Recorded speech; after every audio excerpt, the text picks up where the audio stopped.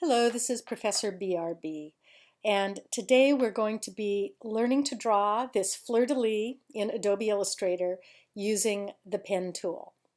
So we will be stressing the use of the pen tool and also the reflect tool and creating custom gradients like the ones that you see here. And we'll also be working a little bit with the stroke palette. The version of the fleur-de-lis that I have chosen is coming from this crest here of the French royal house. And it's a kind of an organic version. There have been many different versions of the fleur-de-lis created over the centuries. One example would be the Boy Scout logo. So let's get started. If you don't have a lot of experience with the pen tool, it is the basis of all vector drawing in Illustrator. And I'm going to walk you through it so that you can't possibly fail. So if you do not have this file, Fleur Art Points, you can download that from Art Points free of charge. And it has this template that will really help you, particularly if the pen tool is kind of new to you. So once you have opened up this file, you can look in the layers palette here and make sure you're on the layer My Left Center and that the layer Left Center is displayed. And you can toggle visibility of a layer by turning this on and off here in the layers palette. But you want to make sure you're in the My Left Center layer. So let's go to the pen tool here, right up here. Select the pen tool. And wherever you see one of these green squares, that's where you're going to place your points. So in order to place your point, you put your pen tool over that, you click and drag down. Next, you go to your second point where the green square is, and you click and drag down. Place your third point, click and drag out a little bit. Click and drag down, click and drag down, and click and drag out. Now it's obviously a big help to have a template, and this is great practice for you because when you start drawing with the pen tool on your own, the trick is figuring out where to place the points and how far to drag. So this is just a way for you to practice and kind of get a feel for it. Now, we are going to close this and this using the join command. And before I want to do that, I want to make sure I've been perfectly accurate and that those 2 points are perfectly aligned. So what I just did was I chose my direct selection tool. I'm going to do it again. Click off here. I chose my direct selection tool and I dragged over, selecting those 2 points and nothing else. Then I go to my Object, Path, Average. I make sure that I choose Vertical and click OK. And that corrects for any minor errors I might have made. And then I go to Object, Path, Join. And now that has been completed as a closed shape. To finish this off, I go to my selection tool, which is the black arrow, select this, and now I'm going to choose the reflect tool. Going right to the center line there, I hold down my Option or my Alt key and click once with my mouse. Make sure that the axis is set to vertical, and don't click OK, click Copy. Now I have 2 halves. I actually wanted them to be divided down the center so that I can display the gradient separately in each one of those 2. So that's great. Let's save what we've done. File save. It's always a good idea to save your work. And then we're just going to turn these two layers off. And we're going to turn on the layer left side for the left side template. And then you're going to turn on the layer, make it visible, my left side, and make sure you're in that layer. Let's zoom in on this a bit so we can see what we're doing. And this is a rather more complicated shape because you see not only do we have these curves, but we have a couple of sharp corners. And I'm going to show you how to create those. So let's go to our pen tool and click on our green square and drag out. And you notice that we're dragging in the direction of the curve that we're planning to make. And we're dragging about 1/3 of the distance of the curve that we're planning. And if you don't get this perfect, don't worry, because you can always go back and adjust it later. So now we're going to click on this second anchor point and just drag a short distance. That created my curve there. Third anchor point, we're going to drag out a longer distance here. And now we need to create that corner. And what I'm going to do is hold down my Option, or if you're on a PC, or Alt key, and notice that gives me the little wedge that is the Convert Direction Point tool. And that's going to convert this curve point into a hinged corner point. So I grab that by pushing down my mouse button and I move that handle around to the orange marker. Perfect. Now click and drag a short distance. Click and drag a short distance. Whoops, that didn't come out quite the way I expected, so I can just go undo and click and drag. That's better. And click and drag a longer distance for a longer curve. Click and drag.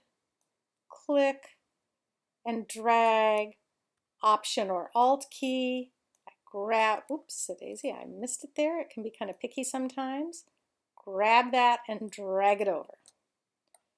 Release the Option key. Click and drag. Whoops, daisy.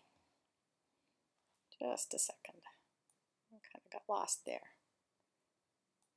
Click and drag. Notice even if you make a small mistake, you can always fix it. Click and drag. Click and drag. And now on this last one, we need to complete the shape. So make sure that when you hover over this, that the little, you might notice when I'm off, if you look at my pen tool, that there's no little circle to the lower right-hand side, but that as I get over the anchor point, that little circle appears. And that means that I'm going to be closing my path, which is very important. So now I'm going to click and drag out here. And there I have my path. Now, if there have been a few little imperfections, because I kind of messed up down here, it's not quite the way I want, what you can do then is go to your Direct Selection tool, your white arrow, and click on any curve, and you will get your handles. My handles are a little hard to see here because they're yellow, and I'm going to show you how to fix that. If I double click on my layer, the layer selection color right now is yellow. I'm going to change that to orange. Ooh, that's much easier to see. Good thing to know how to do. So now I'm just going to make a few little corrections so that this is a little bit more to my liking.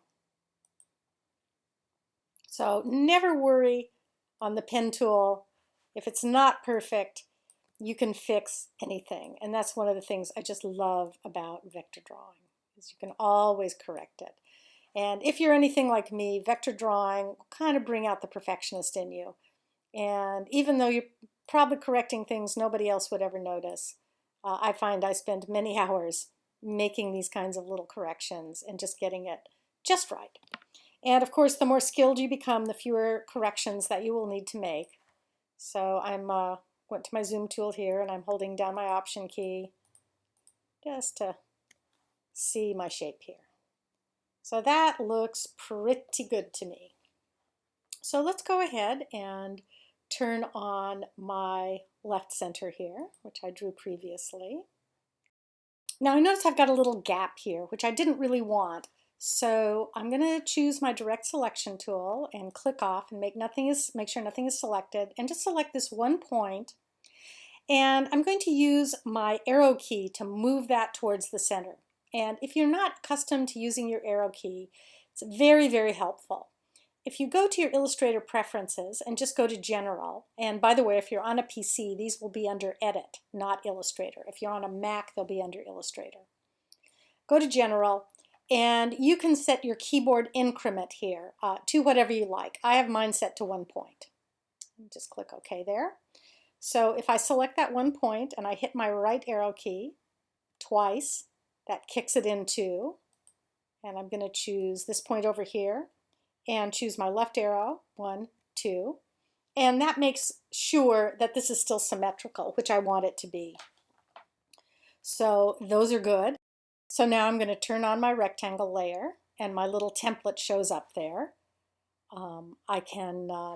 Let's make a new layer for my drawing here and lock that little template layer and go to the rectangle tool. And just draw that little rectangle. So I want that rectangle to have these 2 little points on the end, and that's quite easy to do.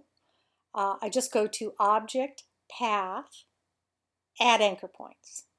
And that added 4 new anchor points to my rectangle. So I can choose my direct selection tool, click off to make sure nothing is selected. Select that 1 point in the middle, and I'm going to hit my left arrow key 6 times. 1, 2, 3, 4, 5, 6.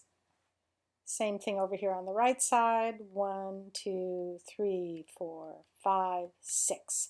That way I know that it is perfectly symmetrical. So that's very good. I can turn off my template now. And let's fit in window and see how this looks. That looks pretty good. Now let's go and do the fills. So I'm going to choose my left side of my center here. And in the swatches palette is a lovely gold gradient.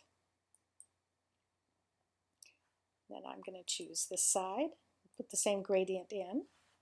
And if you look at this carefully, you'll notice that the gradients are not applying symmetrically, and I want them to.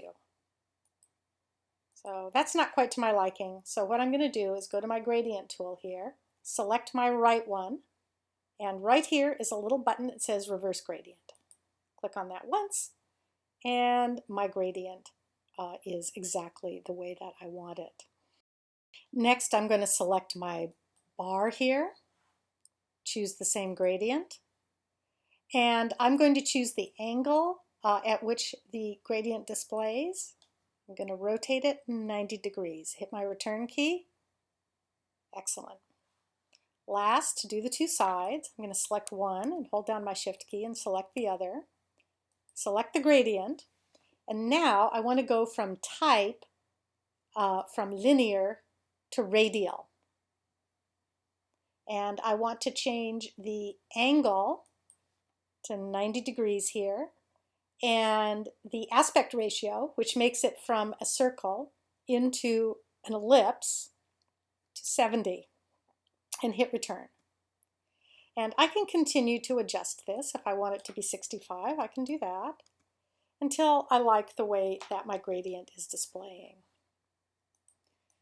I don't like that black stroke, so let's go to our stroke palette, or actually let's go here and put the stroke on top and go to our swatches palette and choose gold stroke.